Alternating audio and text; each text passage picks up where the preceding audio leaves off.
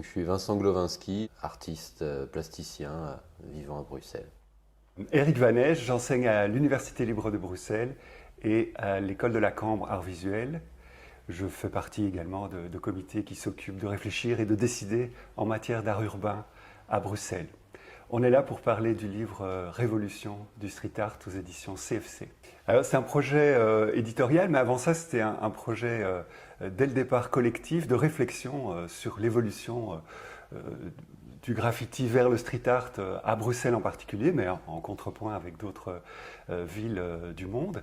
Et en fait, suite à un grand colloque qu'on a organisé, auquel beaucoup d'acteurs ont participé, on a décidé d'en faire un livre qui vient de paraître et qui reste une entreprise collective de réflexion et de démonstration de ces transformations spécifiques à Bruxelles, mais qui en fait sont la continuation d'une évolution plutôt globale de l'art urbain aujourd'hui. Alors, ce qui était vraiment important pour ce livre, c'était de décloisonner. On a d'abord essayé de décloisonner le sujet, puisqu'on s'est intéressé avec des outils de l'université, du monde académique, des sciences humaines, à un sujet qui d'habitude est relégué aux faits divers ou au rebondissement judiciaire, c'est-à-dire un art qui est illégal, qui apparaît spontanément dans l'espace public, qui n'a pas de reconnaissance, en tout cas par les autorités, et on a décidé d'en faire un sujet d'étude. Donc on a fait ce premier décloisonnement, d'aller vers ce sujet-là.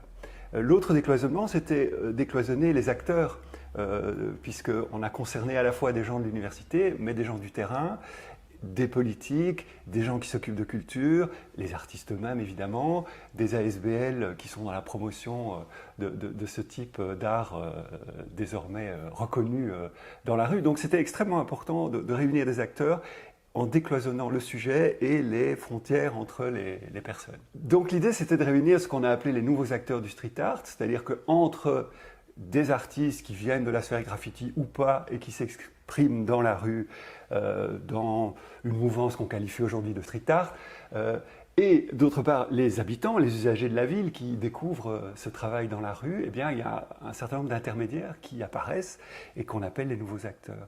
Alors, ça peut être des responsables politiques qui ont décidé finalement de valoriser cette forme d'expression, ou alors de la normaliser, de la domestiquer. Ce sont des questions posées dans le livre. Mais ça peut être également des artistes qui se fédèrent en association et qui décident de se professionnaliser dans leurs interventions urbaines. Alors, est-ce que c'est également une forme de normalisation ou au contraire une meilleure façon de pouvoir s'exprimer et vivre de son art? C'est aussi une des questions qui est posée dans le livre. Et donc dans ce monde en transformation, puisqu'on constate vraiment une évolution ces dernières années de ces pratiques de fresques ou d'interventions diverses dans l'espace urbain, qui au départ étaient dans une forme d'illégalité et puis qui entrent maintenant dans une phase de reconnaissance, eh bien, l'intérêt, c'était de voir comment les artistes trouvaient leur place dans cette transformation, sans catégoriser les uns par rapport aux autres, certains restant dans une forme de résistance authentique et d'autres voilà, se complaisant dans une forme de rémunération désormais facile. Pas du tout. On voulait s'intéresser à la manière dont les artistes se positionnent consciemment dans cette transformation. Et donc il y a beaucoup de cas évidemment étudiés dans le livre, et un cas extraordinaire, c'était le cas de l'immeuble des Brigittines, qui s'inscrit dans un programme qu'on appelle le 101e pourcent. Donc la société qui gère les logements sociaux à Bruxelles prévoit 1% supplémentaire dans les budgets de construction et de rénovation des immeubles pour qu'un artiste puisse développer un travail, en général en interactivité avec les habitants des logements. Et ce travail a été fait avec Vincent Glowinski. La première fois que j'y suis allé, c'était pour peindre sur la cage d'escalier, et puis c'est la sécurité du centre d'art qui a appelé la police. Alors je me suis caché, puis j'ai dû m'enfuir. Mais après, en fait, au même moment, les directeurs du centre d'art, qui avaient vu mon travail dans la ville, m'invitaient, parce qu'ils trouvaient mon travail génial, ils m'invitaient à faire une performance dans le centre d'art. Et quand ils ont appris que c'était leur gardien qui m'avait balancé à la police, j'ai pu finir l'œuvre sous le regard bienveillant du gardien. J'ai jamais vécu, comme on le présente souvent, un avant illégal, un après institutionnel. J'ai toujours été sur ce fil à cheval, quoi. Je suis allé à l'école d'art et j'étais déjà très jeune. Et je crois que mon travail dans la rue s'est développé en même temps que mon travail à l'école d'art se développait. Et donc en fait, les deux ont toujours existé en même temps. Et là, et ils ont tous les deux pris de l'ampleur, je dirais. Et cet appel à projet sur le bâtiment des Brigitines, c'est comme s'il avait, il avait incarné, enfin, tout se jouait là-dedans, quoi. J'arrivais pas à y répondre. Je prenais l'appel à projet et puis je m'énervais en me disant mais ça, je peux faire semblant, je peux répondre comme ils le veulent, mais ça ne répondra pas à mes questionnements à moi. Et donc j'ai voulu court-circuiter tout ça. Et c'est là que j'ai fait une œuvre illégale et sans doute la plus violente que j'ai jamais peinte.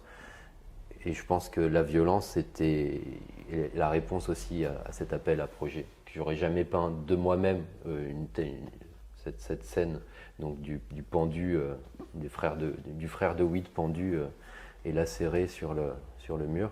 Après quoi, je pensais avoir abandonné complètement la candidature en faisant ça. Et c'est finalement 2 semaines plus tard que les choses se sont décantées. Et j'ai fait tiens, mais en fait, je pourrais encore présenter quelque chose. Une des choses que j'ai proposées, c'est donc tout était focalisé sur la peinture sur le pignon, qui n'est pas vue par les habitants. Les habitants ne voient pas leur façade en fait. Et ils la voient d'autant moins que là, c'est face aux voies de train et que pour la voir, il faut vraiment carrément changer de quartier presque. Donc il y avait une grande hypocrisie, je trouve, entre la prétention participative et sociale de cette fresque voilà, pour les habitants, alors qu'en fait, elle agissait avant tout comme un message publicitaire, quoi, une communication. J'ai proposé de quand même remplir la mission comme elle me demandait, mais d'ajouter quelque chose, c'était d'intervenir plutôt sur la dalle du bâtiment, la dalle qui est donc cette grande surface au sol voilà, que les habitants du quartier foulent tous les jours et qui est une surface gigantesque qu'ils voient de leur appartement en permanence. Au bout de l'enquête, ce qu'on a découvert, c'est qu'il y avait quand même une spécificité bruxelloise. C'était la diversité d'un côté et la tolérance de l'autre. Finalement, quand on analyse cette nébuleuse qualifiée de street artiste, et c'est très réducteur, on découvre qu'il y a autant presque de pratiques que de praticiens et autant voilà, de manières de faire que d'œuvres. Donc il n'y a pas du tout une espèce de communauté figée, ça appartient peut-être plus à l'histoire du graffiti, mais désormais tout ça a éclaté, il y a une grande diversité. Et contrairement à d'autres villes touchées par le phénomène, il y a une cohabitation qui se fait entre ces différentes pratiques, entre ces différentes manières de faire, entre ces différentes attitudes. Il y a une forme de tranquillité bienveillante. Bon, je ne veux pas être naïf, bien entendu, mais tout de même, on sent une ambiance particulière à Bruxelles qui permet la diversité, justement, peut-être sans doute plus que dans d'autres capitales.